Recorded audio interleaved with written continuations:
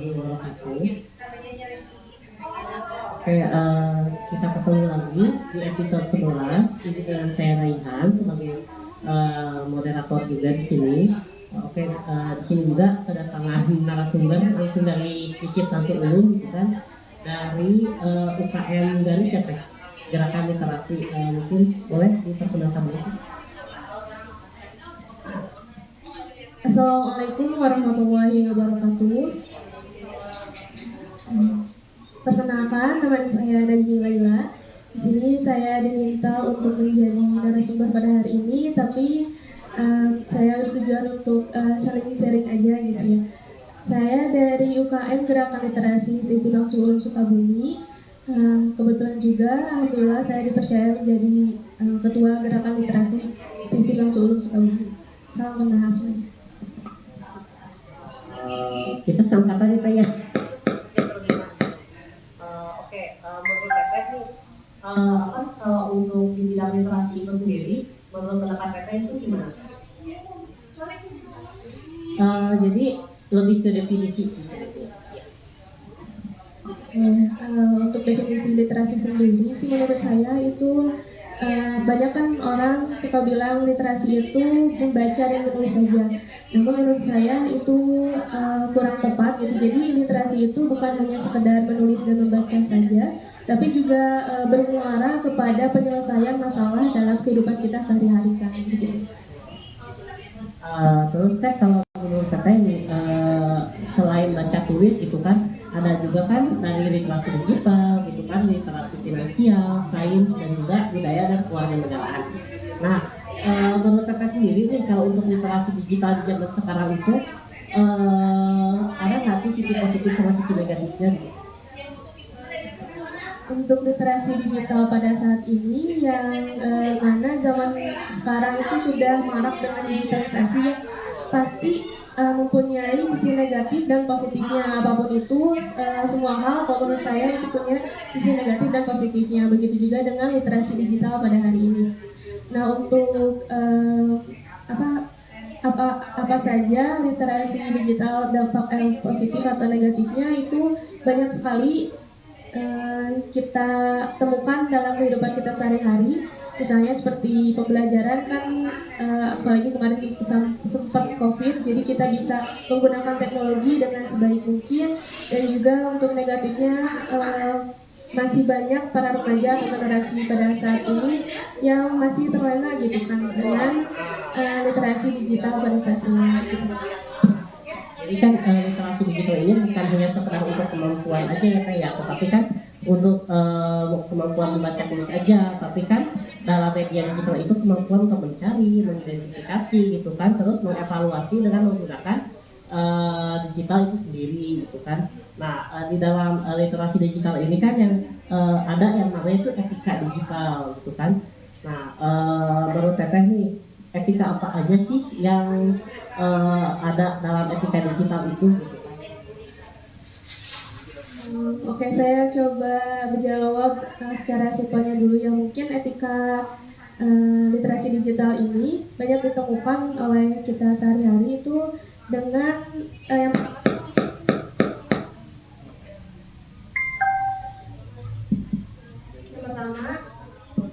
pertama dengan membatasi atau melakukan penyaringan gitu oleh diri kita sendiri, mana saja yang baik untuk kita dan apa saja yang harus kita hindari. Pertama itu, kalau untuk untuk secara lebih luasnya itu etika literasi digital sendiri mempunyai kode etik tersendiri gitu kan ya, apalagi sudah berkenaan dengan mempublikasikannya itu. Kita juga harus memilah dan memilih apa saja yang harus kita posting, misalkan apalagi sekarang sudah marak dengan media sosial, Instagram, Facebook, dan lain-lain. Yang harus kita kendalikan adalah diri kita sendiri, bagaimana caranya kita memilah dan memilih apa saja yang akan kita posting.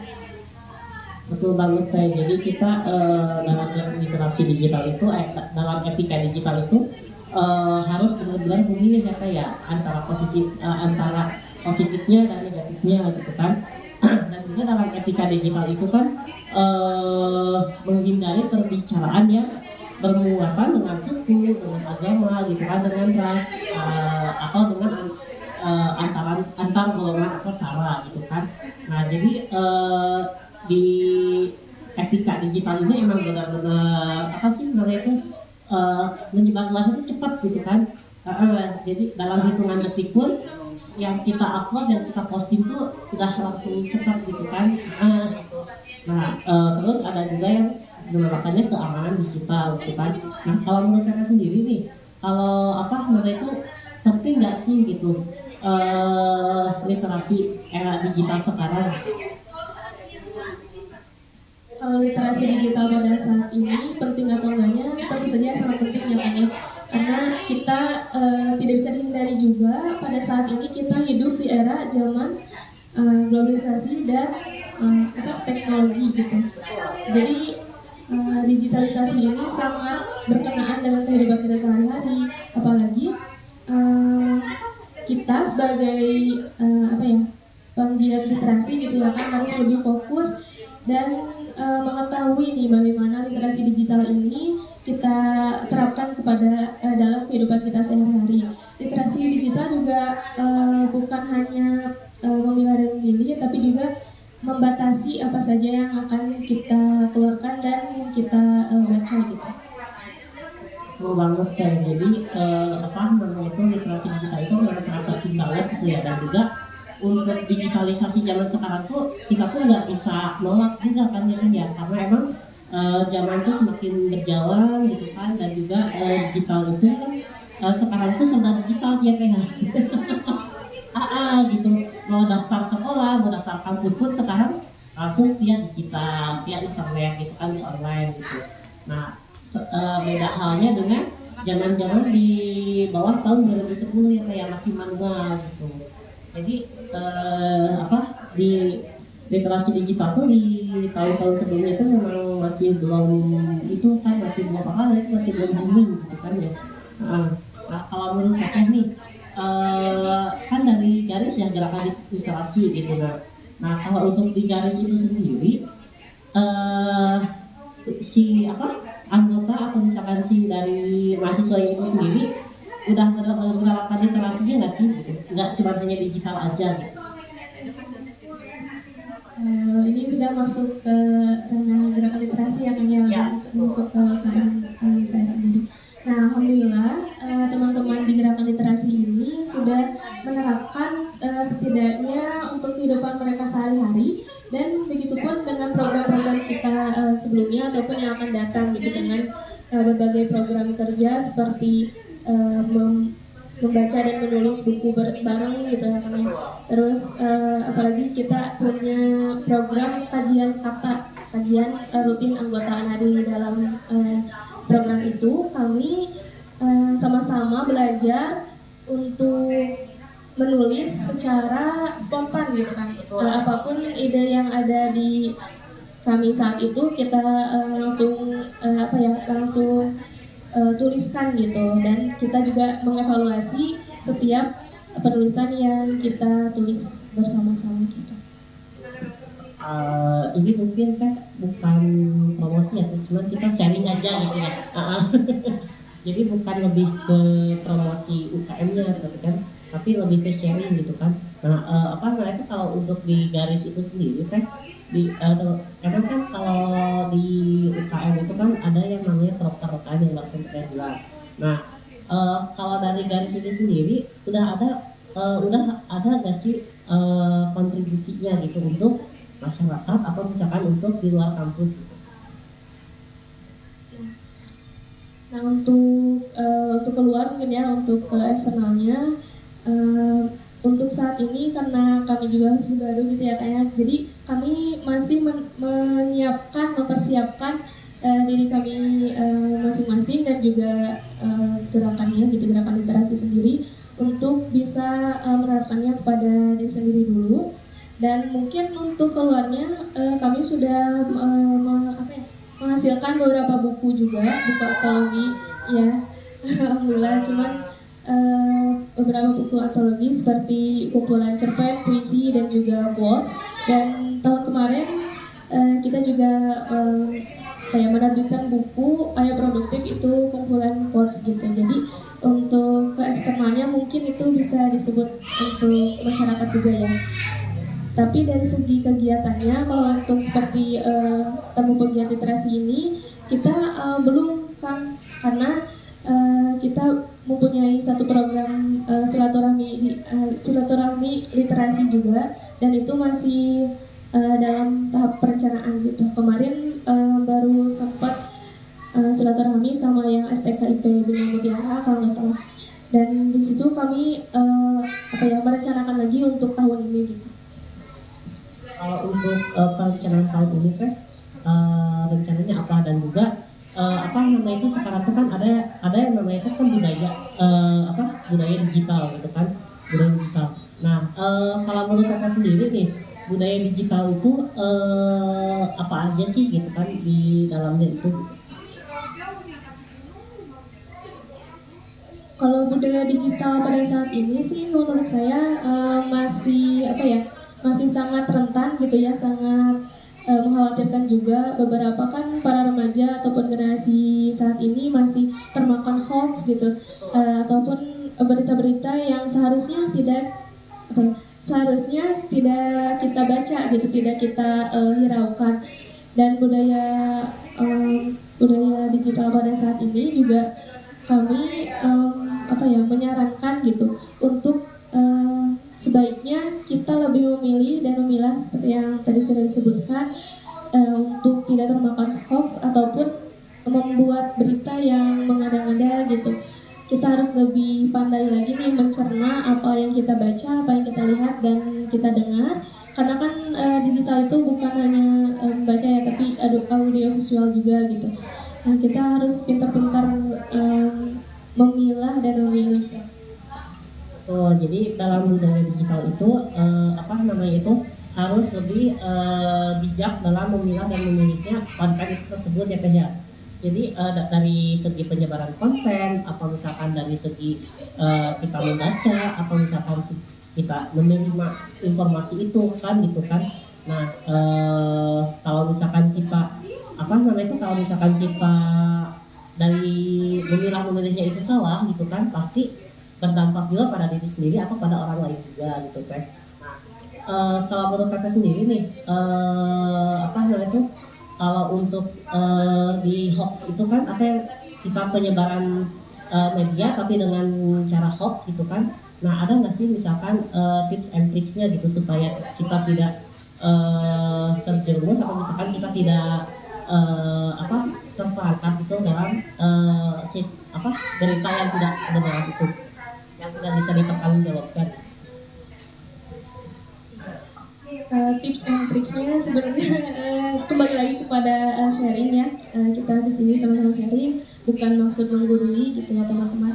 Jadi kalau menurut saya itu ada dua kan tips dan triknya. Yang pertama, kita harus bisa fokus pada apa yang menjadi tujuan kita. Kita harus mengetahui dulu nih tujuan kita tuh apa, untuk membuka media sosial tuh apa gitu tujuannya. Jangan sampai hanya scroll saja.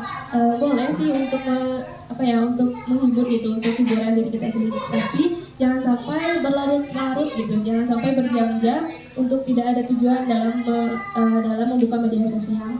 Pertama itu. Yang kedua, masih yang pertama, kita kan fokus ke dalam tujuan kita gitu ya. Nah, karena kita fokus ke dalam tujuan kita, pastinya kita menghindari dong berita-berita hoax tadi gitu. Jadi kita tidak termakan hoax itu sendiri. Jadi misalkan kita lihat satu berita nih, dan berita itu ternyata tidak ada kaitannya dengan apa yang kita cari, apa yang kita butuhkan gitu, sesuai dengan tujuan kita. Nah, untuk itu kita langsung abaikan saja kalau menurut saya, karena yang seperti Akang tadi bilang, itu tuh mempengaruhi setidaknya sedikit atau banyaknya mempengaruhi kita gitu, untuk input ke dalam diri kita, jadi berpikiran negatif ataupun berasumsi yang enggak gitu tentang, apalagi kan tentang berita misalkan artis-artis gitu, atau yang sedang viral saat ini gitu. Dan yang kedua ada membatasi penggunaan media sosial ataupun digitalisasi ini. Membatasinya dengan cara apa? Balik lagi sih, ini saling berkaitan dengan poin yang pertama, yaitu mempunyai tujuan gitu. Kalau kita punya tujuan yang jelas, kita kan pasti tahu dong kapan harus berhenti main media sosial, maksudnya dalam sehari-hari gitu. Kita harus membatasi nih, oh ternyata jam segini kita harus udah melakukan kegiatan lain atau berkesibukan dengan kegiatan lain gitu sih. Berarti itu maksudnya ke etika digital ya kan ya.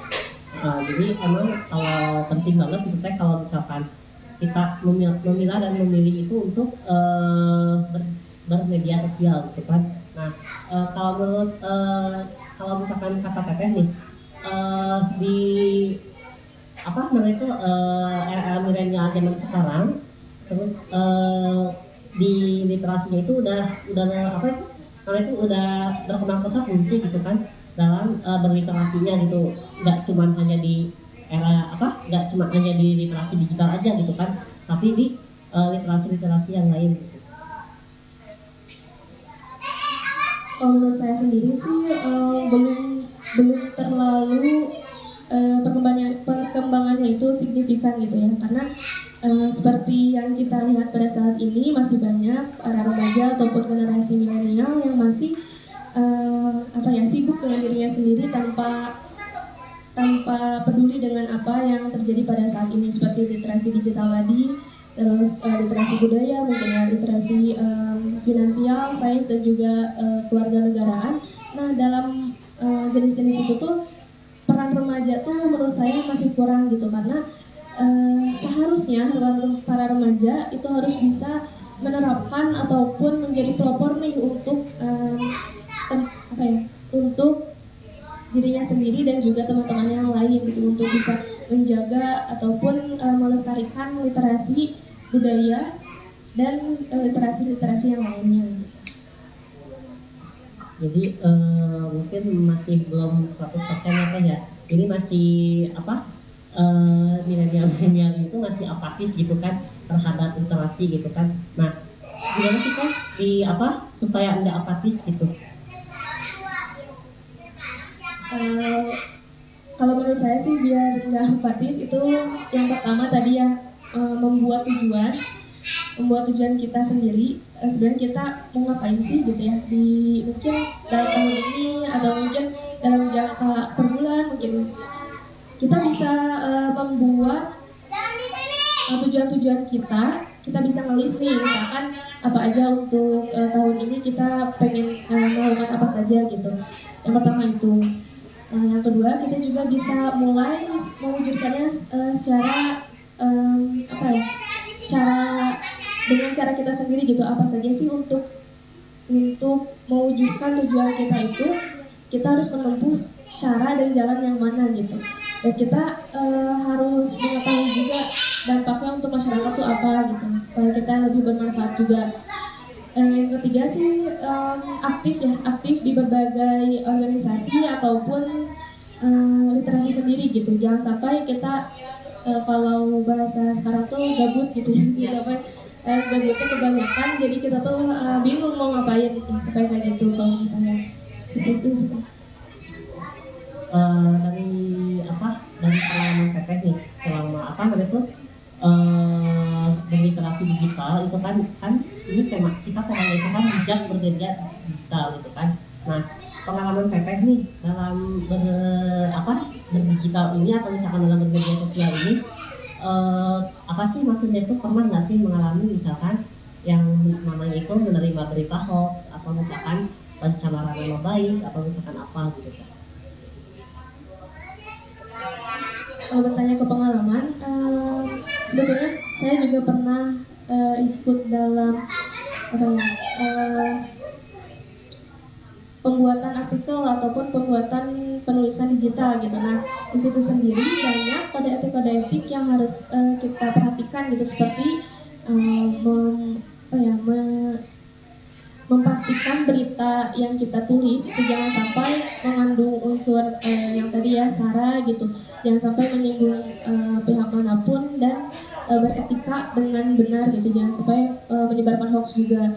Untuk pengalaman mendapatkan hoax atau enggak, saya kira untuk diri sendiri itu belum pernah, cuman untuk beberapa melihat gitu ya, melihat beberapa berita hoax itu sangat sering gitu kan, apalagi di zaman sekarang media sosial di Instagram juga banyak sekali berita-berita hoax gitu. Jadi di zaman sekarang tuh di media sosial itu banyak banget ya bertebaran gitu kan, berita-berita hoax yang tidak bisa dipertanggungjawabkan kebenarannya gitu kan. Nah, sangat disayangkan banget di sisi di media sosial itu dipakai yang enggak gitu kan. Harusnya kan kalau dalam bermedia sosial itu kita harus benar-benar memanfaatkannya itu untuk bisa untuk orang lain gitu kan, terutama untuk diri sendiri kita juga gitu kan. Nah, menurut saya nih tadi itu kan pernah yang menulis artikel gitu kan ya Pek. Ya, nah kalau untuk artikelnya itu sendiri Pek, di digitalnya itu udah kalau zaman sekarang gitu kan ya. Nah, untuk di era digital itu udah benar-benar modern apa misalkan gimana Pek? Soalnya kan ada juga yang beberapa misalkan di media sosial itu yang masih belum kita dari atau masih belum kita support gitu. Sudah modern sih rasanya, apalagi dengan 2023 ini gitu, kayak udah pakai sistem Google gitu. Jadi misalkan kalau orang mencari di Google itu tentang suatu hal, itu bisa langsung keluar beberapa referensi kan ya, ada yang pertama, yang kedua, yang ketiga. Itu tuh sebenarnya udah sistem dari Google sendiri. Nah, dan penulisan kita pun, penulisan artikel pun harus mengandung keyword-keyword yang benar-benar dicari masyarakat, seperti misalkan yang lagi viral, yang lagi trendingnya itu tentang berita sepak bola gitu. Nah, jadi kita tuh harus menulis ada kata-kata sepak bolanya gitu, harus menulis sesuai apa yang sedang trending juga, yang sedang viral juga, dan itu bisa memakan waktu gitu ya membuatnya. Dan juga udah modern sih, karena banyak sistem-sistem Google itu sudah sangat modern lah yang kita perlukan saat ini gitu. Di media sosial zaman sekarang itu memang emang benar-benar udah canggih banget ternyata ya, udah serba modern sekarang gitu. Itu kan di dalam media sosial itu kan nggak cuma kita misalkan share gitu kan, nggak cuma kita untuk melihat informasi. Di media sosial juga kita bisa mengasah keterampilan kita juga ya, betul. Dan juga bisa menghasilkan uang juga gitu kan, di dalam era digital sekarang gitu kan. Nah, dalam di era digital zaman sekarang terutama mengasah keterampilan kita dan bisa menghasilkan uang gitu kan. Nah, menurut Teteh nih ada nggak sih misalkan di keterampilan kita diasah di media sosial, di-up di media sosial dan juga bisa menghasilkan uang. Nah, itu ada nggak sih sisi negatif dan sisi positifnya gitu apa? Terus yang keduanya itu apakah penting gitu kan di mengasah keterampilan kita di media sosial di era digital zaman sekarang gitu. Saya jawab yang pertama dulu ya. Sisi negatif dan positifnya tentu saja ada gitu ya. Karena sebagai remaja saat ini kita harus pandai-pandai gitu memilih, dan bagaimanapun kita belajar gitu. Sekarang kan kayak apa-apa tuh teknologi, apa-apa tuh digital, dan sisi positifnya itu mungkin kita bisa mengasah lebih kemampuan yang kita punya, minat bakat kita, apapun yang kita sukai dan apapun yang akan kita cari gitu di media sosial ini. Dan sisi negatifnya itu banyak sekali, adanya konten-konten atau situs-situs yang bukan kurang sih, udah negatif gitu ya, udah gak bisa dihindari juga. Nah, karena kita tidak bisa menghindari informasi itu masuk ke dalam dunia digitalisasi ini, maka yang perlu kita lakukan adalah membatasi diri gitu, karena yang kita bisa kendalikan itu diri kita sendiri, bukan orang lain ataupun hal-hal yang tidak bisa di luar kendali kita gitu. Untuk penting atau enggaknya mengasah kemampuan di era saat ini, digitalisasi ini, menurut saya sangat penting gitu, karena di sini kan tadi juga udah sempat disinggung bisa menghasilkan uang ataupun berbisnis nih ya. Anak-anak di sini pasti sangat tertarik gitu dengan bisnis online saat ini, karena sudah banyak juga yang mendapatkan positifnya gitu, yang mendapatkan dampaknya jadi lebih cepat untuk informasi tentu saja, dan juga untuk penjualan itu sendiri itu sih sangat penting. Dan itu kalau dalam bidang berbisnis ya. Kalau misalkan dalam bidang kepenulisan kayak tadi penulisan artikel, cerpen, dan puisi dan banyak lagi, itu bisa sekarang tuh udah banyak banget platform kepenulisan gitu, seperti beberapa platform yang sudah mendunia gitu kan, dan juga teman-teman juga pasti sudah mengetahuinya gitu. Nah, selain kita emang mencari keuntungan gitu ataupun pengen mendapatkan uang, kita juga bisa mengasah kemampuan kita gitu, skill kita dalam kepenulisan itu sendiri. Itu sih. Jadi itu penting banget gitu ya kayak untuk mengasah keterampilan kita di dalam media sosial itu sendiri. Tapi tergantung juga kita dalam menggunakannya gitu ya kayak. Jadi kita juga harus bijak juga gitu. Kalau misalkan kita mau mengasah keterampilan kita di digital atau di media sosial ini, dan juga untuk menghasilkan uang itu sendiri. Kalau misalkan Teteh nih contoh misalkan Teteh dapat endorse atau misalkan dapat kepercayaan dari situs digital itu sendiri, udah pada tahu lah ya situsnya apa gitu kan. Nah, menurut Teteh nih ada nggak sih misalkan kadang kalau misalkan kita udah dipercaya oleh orang itu, saya nggak seuzon sih ya nggak seuzon sih, cuman ada aja sih misalkan oknum-oknum atau segelintir orang yang memanfaatkan itu gitu kan. Nah, kalau menurut Teteh sendiri nih,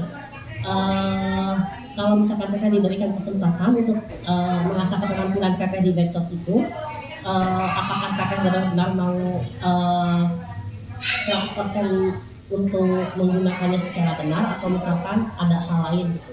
Tapi saya nggak seuzon sih, cuman zaman sekarang itu ada lah gitu kan ya, sindiran-sindiran yang seperti itu.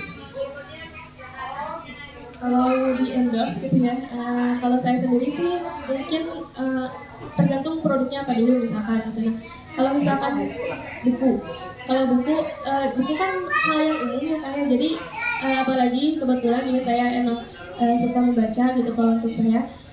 Jadi kalau untuk buku sih kemungkinan akan saya gunakan tiap hari gitu, akan saya baca setiap hari.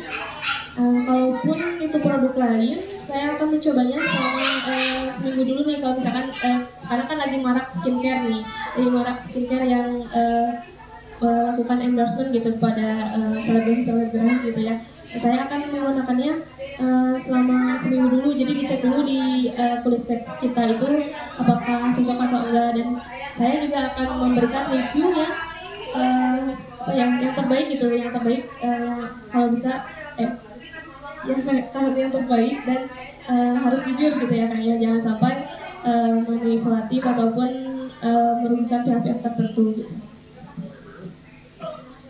Jadi itu bisa juga kan itu untuk yang dalam endorse itu dalam media sosial itu ya kan. Nah, kalau misalkan zaman sekarang gitu ya, tapi menurut saya nih, sekarang kan emang modernisasinya itu emang benar-benar berkembang pesat gitu ya, benar-benar modern dan juga benar-benar cepat banget gitu. Nah, kalau misalkan zaman sekarang tidak ada digital, itu menurut saya gitu, apakah kesulitan, apakah tidak, atau misalkan lebih enak yang manual deh gitu daripada yang digital. Kalau digital itu ribet, terus terkendala dalam jaringan kuota gitu. Menurut saya sih lebih memudahkan adanya digitalisasi ini ya, walaupun terlepas dari beberapa hal negatif yang tadi yang sudah disebutkan juga gitu. Karena pada saat ini zaman itu kan semakin modern, apalagi kita tidak mau tertinggal gitu dengan negara-negara lain, dengan apapun yang ada di atas kita gitu, di Indonesia sendiri gitu. Nah, kalau untuk lebih memilih manual atau enggak, Dalam mengenai digitalisasi ini, walaupun masih banyak yang harus kita pelajari, yang harus kita evaluasi gitu, yang harus banyak berbenah nih kita sebagai masyarakat Indonesia, apalagi sebagai generasi bangsanya, generasi penerus bangsa, yang harus lebih aware lagi, lebih peduli lagi dengan apa yang terjadi pada saat ini dan juga digitalisasi itu sendiri. Jadi kembali lagi juga gitu kan, kita benar-benar harus bijak dalam digital itu sendiri. Betul. Nah, terus di zaman sekarang itu kan dari terutama kaum milenial kita kan, nah dalam media sosial itu banget banget gitu kan, berita kemarin kan disiarkan langsung penganiayaan gitu kan, sangat sayangkan banget gitu kan, gitu yang di daerah X itu gitu kan. Nah jadi sangat disayangkan banget gitu kan, media sosial dipakai yang seperti itu gitu kan, apalagi siaran langsung gitu kan. Nah menurut Teteh nih cara menyikapi hal-hal seperti itu gimana gitu, kritikannya? Sebenarnya miris ya melihat berita-berita yang beredar dengan adanya penganiayaan apalagi live gitu ya. Menurut saya sih itu sesuatu yang sangat amat harus kita hindari. Itu salah satu juga contoh dampak negatif ya dari bermedia sosial atau dari bermedia digital gitu. Jadi kita sebagai pengguna juga harus cerdas gitu, jangan sampai kita mempermalukan diri kita sendiri ya untuk melive-kan yang penganiayaan itu ataupun hal-hal negatif lainnya gitu. Jangan sampai dunia digital ini semakin marak yang negatifnya gitu, jangan sampai terdengar ataupun terlihat lagi bagaimana hal-hal negatif dipublikasikan gitu. Kritikannya sih paling kita balik lagi ya ke diri kita masing-masing, ke diri kita sendiri, jangan sampai mencontoh hal-hal seperti itu. Kita juga harus bisa membentengi diri kita dengan pengetahuan, dengan agama juga yang ya, apalagi saat ini kan sedang bulan suci Ramadan, mudah-mudahan kan ada banyak hidayah gitu, jangan sampai hal-hal seperti itu terulang lagi gitu. Dalam bermedia sosial itu apalagi ditayangkan dengan konten-konten yang tidak bagus gitu teh, apalagi di bulan Ramadan gitu ya. Nah terus emang kalau untuk di era digital sekarang itu kalau misalkan mau cari apa-apa cepat gitu kan ya, dan juga serba ada gitu kan, mau misalkan kita mau cari konten apapun itu, mau yang negatif atau yang mau positifnya pun ada gitu kan, semuanya ada gitu. Nah gitu.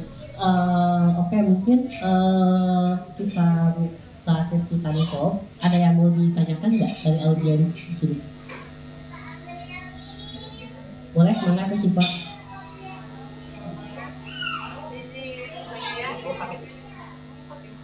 Jauh.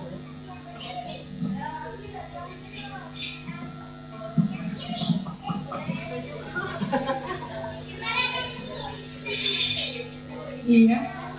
Izin perkenalan diri ya, saya Siva dari Indonesia juga gitu. Saya izin bertanya mengenai, kan tadi gitu ya, belum dijelasin sih apa karakteristik yang membuat berita itu hoax. Jadi jangan dulu kita sebut hoax, tapi kita bisa menyebut hoax itu dari mana loh gitu. Sedangkan kita yang nggak tahu informasinya dikasih berita, ya udah, oh ini berita ini, kita percaya aja gitu. Nah, maksud saya itu gimana cara kita mengetahui kalau suatu berita itu hoax gitu? Dari mana dulu gitu, buat kita yang awam dulu gitu. Apakah ada ciri-ciri tertentu, ataukah memang kita harus mencari dari berbagai sumber untuk mengetahui itu hoax, ataukah memang ada memang kitanya awam terus mencari situs yang memang itu tuh kumpulannya tuh hoax doang apa gimana gitu. Nah yang kedua, itu pertanyaan pertama tadi. Yang kedua, kan menurut data BPS Kota Sukabumi itu merupakan termasuk 3 kota terbesar dengan tingkat literasi tertinggi di Jawa Barat. Ini untuk tingkat Kota Sukabumi sendiri gitu ya. Setelah urutan pertama itu kalau nggak salah Depok, yang kedua Bekasi, ketiga Kota Sukabumi gitu. Tapi kabupaten sendiri itu ada di urutan ketiga terbawah senasional gitu. Di mana tingkat literasinya terendah gitu senasional gitu untuk kabupaten sendiri. Itu kan perbedaan antara Sukabumi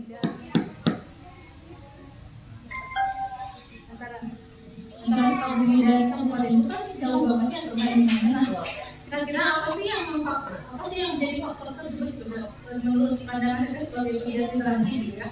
Sedangkan kan kalau dilihat kan sekarang kampus juga kan kampus di kabupaten juga banyak ya, ada ITB juga, ada sedikit juga termasuk salah satunya juga di kabupaten ya. Tapi kenapa kok apa ya perbandingan itu jauh banget gitu antara kabupaten itu Sukabumi, kota Sukabumi itu berhasil masuk ke tiga kota dengan tingkat literasi tertinggi di Jawa Barat, sedangkan kabupatennya sendiri malah tingkat literasinya tidak terendah senasional. Kira-kira faktor utamanya apa sih gitu menurut pegiat literasi sendiri gitu? Selanjutnya mau pertanyaan dari saya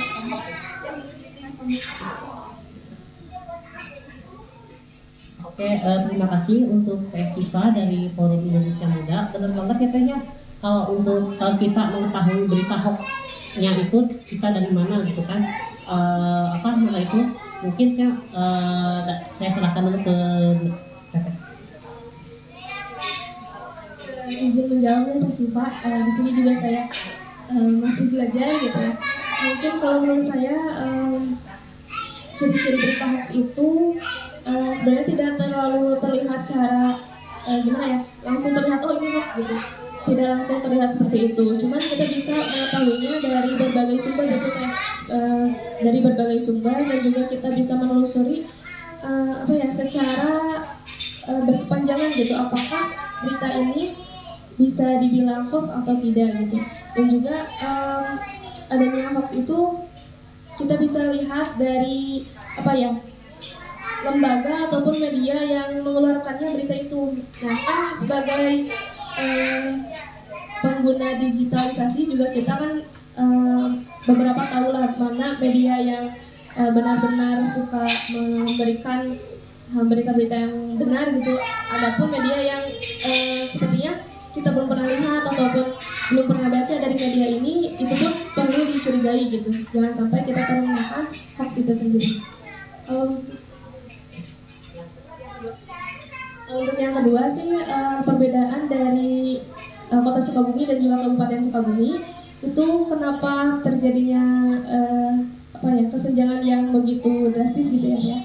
Karena menurut saya memang benar gitu adanya kampus di Kabupaten Sukabumi itu juga udah banyak. Cuman kembali lagi kepada para mahasiswanya dan bagaimana diri mahasiswanya sendiri sebesar apa untuk membangun tempat itu, membangun Kabupaten Sukabumi ini untuk menjadi kota atau kabupaten literasi yang lebih baik gitu.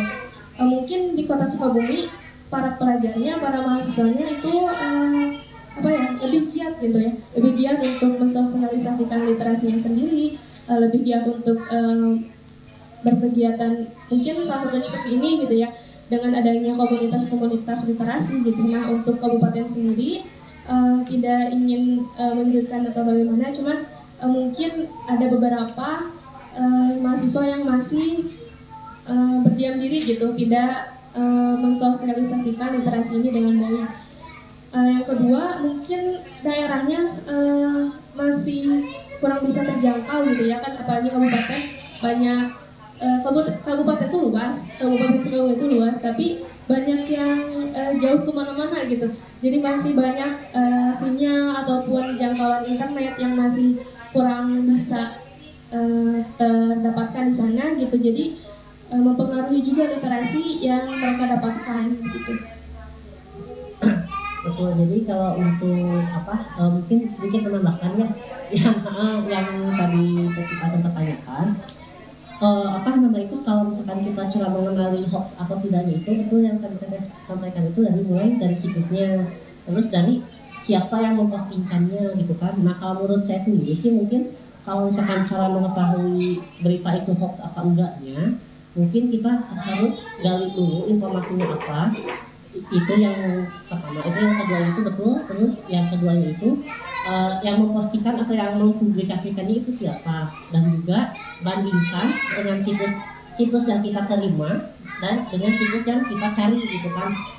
Jadi harus membandingkan juga. Kalau misalkan situs yang pertama yang kita terima ini misalkan beritanya A, B, C, D, nah, terus yang situs yang kita cari yang sesuai dengan yang kita temui dakwah itu oh ternyata isinya itu beda gitu kan, misalkan B, C, D, E, F gitu kan.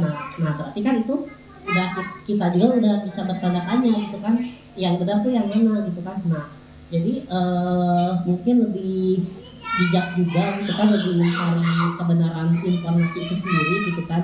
Walaupun memang ya, kebenaran yang asli itu dari Allah Subhanahu wa Ta'ala gitu ya teh. Nah gitu apa namanya itu. Oke, ada yang mau ditanyain lagi nggak dari itu? Allah teh.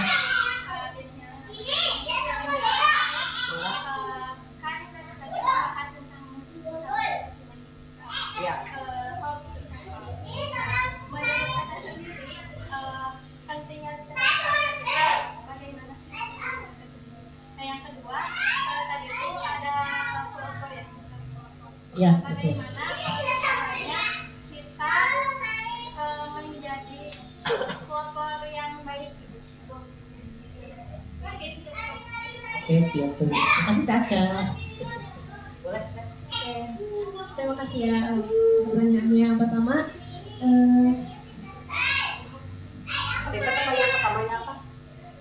pentingnya literasi untuk menyikapi hoax gitu. Sangat penting, jawabannya sangat penting karena dengan kita mempunyai literasi digital ini sebenarnya lebih bisa mengontrol diri kita untuk lebih mengetahui juga mana nih berita-berita hoax, apalagi tadi sudah disampaikan kriterianya gitu, beberapa kriterianya, dan juga literasi digital ini tentu saja berkenaan dengan apa yang kita baca, apa yang kita pahami tentang digital, sehingga kita bisa mengetahui berita-berita yang kita baca itu hoax atau tidak gitu. Yang kedua, untuk menjadi pelopor yang baik gitu. Kalau untuk menjadi pelopor yang baik sebenarnya sangat jadi kita sharing aja gitu ya. Mungkin yang pertama dari diri kita sendiri terlebih dahulu, itu harus bisa percaya diri gitu, percaya diri akan kemampuan kita untuk menjadi mempelopori suatu hal, tapi bukan berarti sombong gitu, bukan berarti kita ingin menunjukkan diri kita lebih hebat dari yang lain, tapi kita lebih ingin bersama-sama lah untuk membangun suatu bidang ini. Kalau misalkan di sini kan literasi gitu, untuk pelopor literasi sendiri, kita harus percaya ke diri kita sendiri bahwa kita tuh mampu untuk menjadi pelopor dan mampu dan juga mumpuni juga gitu. Jangan sampai skill atau pengetahuan yang kita punya masih kurang ataupun tidak ingin berhenti belajar gitu. Jangan sampai ingin berhenti belajar. Yang kedua, harus bisa sedikit mencontohkan gitu ya, mencontohkan ke orang lain supaya diri kita itu bisa menjadi pelopor yang baik gitu. Mencontohkan dengan cara kebiasaan kita sehari-hari ini apa aja, jangan sampai sehari itu nggak baca buku sama sekali gitu. Kalau misalkan di dalam bidang literasi ataupun dalam sehari-hari itu pengennya ada ide atau sesuatu yang dihasilkan, misalkan kayak sebagai puisi atau sepenggal cerpen, separagraf cerpen dan lain-lain gitu. Jangan sampai kita lost banget lah gitu dalam sehari itu nggak ada karya yang kita hasilkan gitu. Itu aja sih mungkin. Tasya ada yang ditanyain lagi nggak? Oke. Oke teh, ini ada pertanyaan mungkin dari netizen ya. Nah penasaran banget gitu kan sama narasumber ini gitu kan.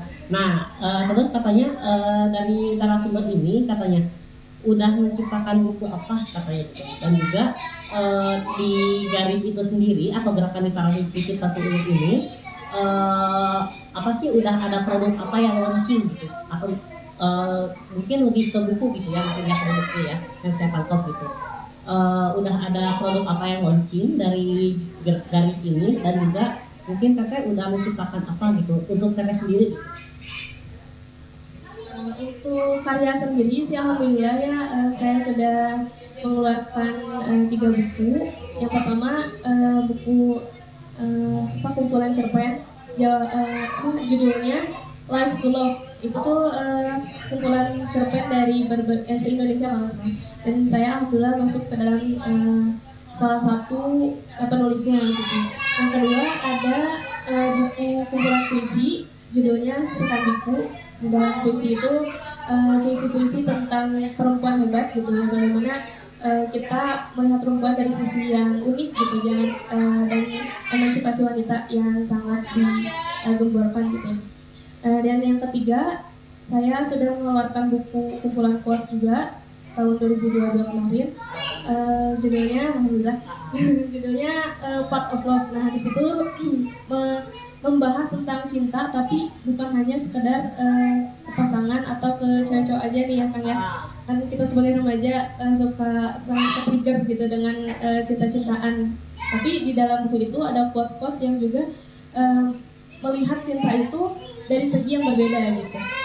Itu untuk saya karya saya pribadi. Kalau untuk karya gerakan literasi atau yang sering disebut garis ini di Paket Literasi Prinsip Langsung Dulu, alhamdulillah kami selama kurang lebih 2 tahun sudah menghasilkan karya-karya seperti kumpulan cerpen juga. Itu tuh yang nulisnya anggota literasi gitu, anggota garis gitu ya.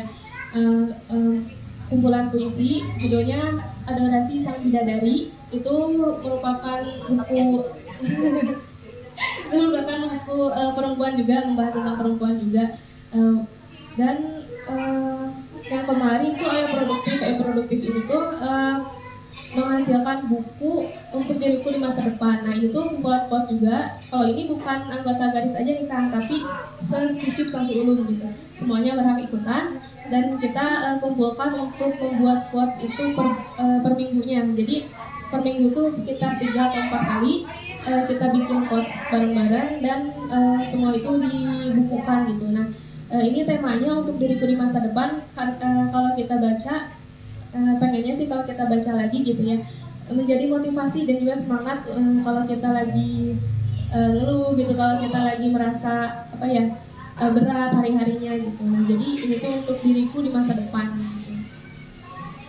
Ternyata luar biasa sekali ya, itu apa untuk produk-produknya gitu kan, dari mulai buku, dari mulai cerpen gitu kan. Nah, oke, mungkin dari ini pertanyaan dari saya mungkin kan.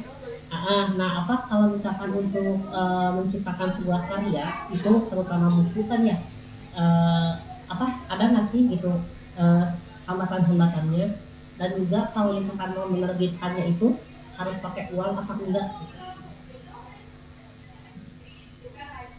Hambatan-hambatan pasti selalu ada ya kan ya. Apalagi yang pertama sih untuk para penulis, mungkin kakak-kakak di sini juga pernah merasakan bagaimana kita suka stuck dalam suatu ide gitu. Kita tuh suka, aduh apalagi ya udah itu apalagi gitu.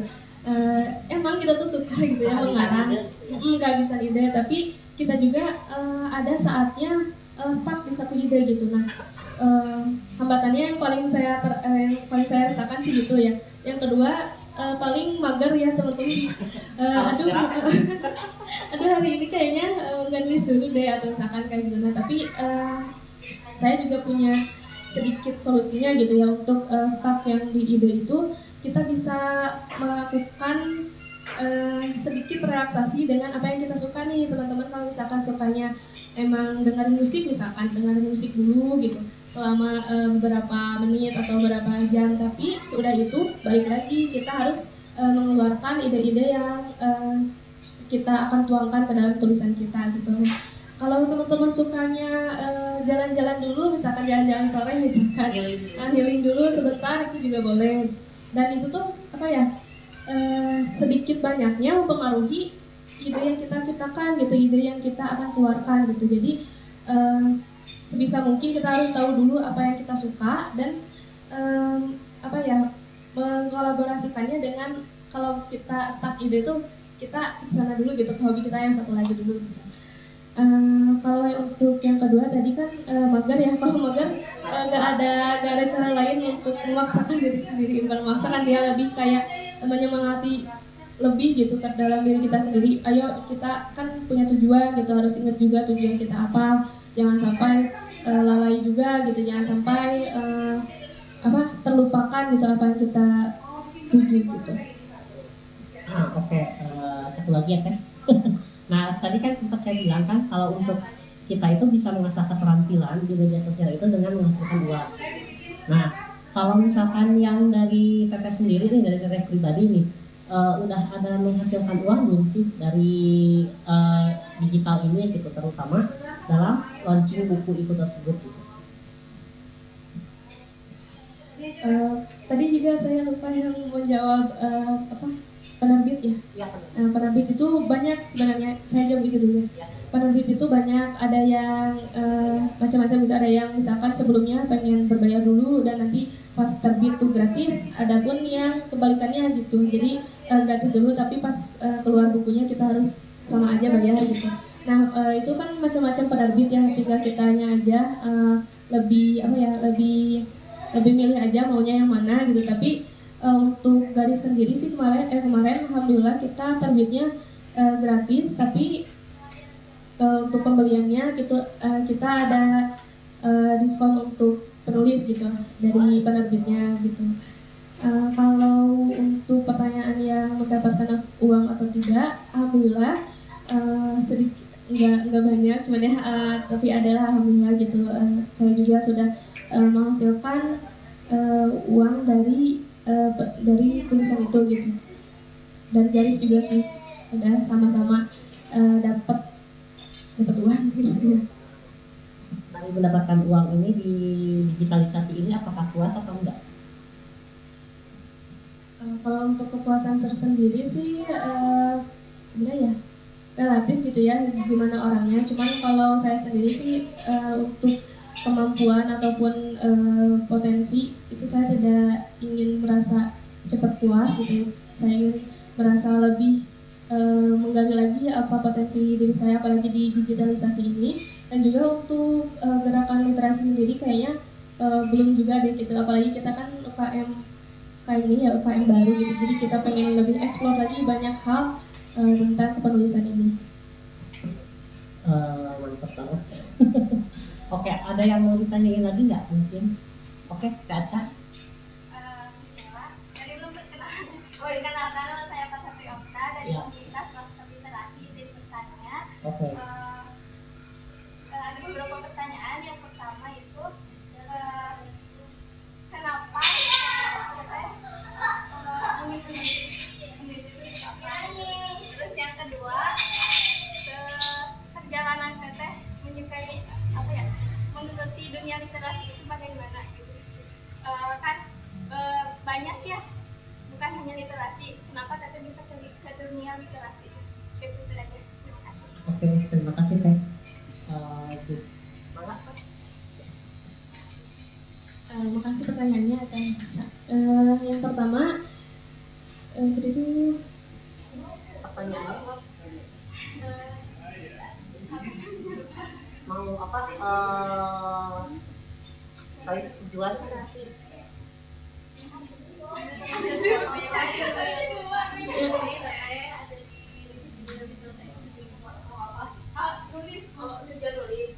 tujuannya menulis kata itu apa? tujuan menulis itu kalau untuk saya sendiri, saya pengen nanti kan suka ada peribahasa ya, kalau manusia tuh meninggalkan tulisan gitu. Jangan sampai nanti saya udah gak ada gitu. Saya pengen saya tuh tidak ingin dilupakan oleh orang-orang sekeliling saya gitu. Jadi saya pengen menulis tuh itu gitu, secara sederhananya pengen ada karya yang ditinggalkan, dan juga kalau misalnya karya itu bermanfaat ya alhamdulillah gitu bagi teman-teman di sekitar saya gitu. Untuk pertanyaan yang kedua, perjalanan menulis gitu, kenapa saya memilih menulis atau memilih literasi, karena sebenarnya dari kecil, jadi sedikit cerita nih kan. Dari kecil saya tuh senang banget menulis diary. Ya, menulis diary itu sengaja beli diary gitu kan. Kayak pengen curhat aja gitu sehari-hari, misalkan sekolah ada apa hari ini, teman-temannya gimana hari ini gitu kan. Itu tuh dari kecil, dari SD, dan saya juga menyukai aktivitas itu untuk menulis itu. Nah, tapi seiring berjalannya waktu SMP, SMA, dan juga pada saat mau masuk kuliah sampai kemarin akhirnya COVID gitu kan, saya jadi teringat lagi nih, oh iya saya dulu pernah menulis diary dan menyukai itu gitu. Dan jadi saya ingin menseriuskannya itu dari pas COVID, jadi berarti tahun 2020 gitu. saya mulai menseriuskan hobi saya ini gitu. Nah, tentu saja perjalanannya tidak semudah yang dibayangkan, seperti yang tadi terdapat kendala staff dari idenya ataupun saya yang males gitu kan ya. Cuma dari situ saya banyak belajar gitu kan, kalau saya punya tujuan berarti saya harus bisa menggapainya gitu lah. Nah, mulai dari situ saya coba-coba mencari-cari event gitu, event di media sosial, apalagi pada saat itu COVID. Jadi banyak banget event yang event menulis gitu ya, banyak banget event yang membuka untuk penulisan, seperti 3 buku saya tadi juga hasil dari itu gitu, dari apa yang saya cari pada saat saya ingin menseriuskan menulis ini. Nah, seiring berjalannya waktu, saya juga ketemu nih sama teman-teman yang satu frekuensi juga gitu, pengen menulis juga di kampus ya, alhamdulillah gitu. Nah, jadi kita tuh awalnya bikin komunitas pecinta literasi gitu lah. Pengennya goal kita terbesar tuh menghasilkan buku gitu. Tapi seiring berjalan waktu kayaknya kurang enak juga kalau misalkan tidak dilihat lembaga nih gitu, tidak diresmikan. Maka dari itu dari komunitas beralihlah sebagai UKM gitu, dan alhamdulillah peminatnya juga ternyata gitu ya, saya juga baru tahu gitu, ternyata banyak juga di kampus tuh yang iya aku juga pengen nulis gitu, aku juga suka loh nulis, aku juga suka baca. Itu banyak banget teman-teman yang ternyata sefrekuensi. Jadi untuk perjalanannya akhirnya kita sebagai angkatan yang awal gitu ya, membuatlah UKM Gerakan Literasi ini sebagai UKM di kampus gitu. Dalam setahun kemarin juga kita udah berkegiatan gitu, berjuang banget gitu untuk menjadi UKM yang diresmikan oleh lembaga, dan beberapa juga alhamdulillah udah punya seperti tadi gitu hasil atau buku yang kita terbitkan gitu. Berarti luar biasa banget itu perjalanannya. Oke, ada yang mau ditanya lagi Kak Aca? Sudah. Oke, ada yang mau ditanya lagi nggak mungkin dari audiens yang lain? Kang Robi?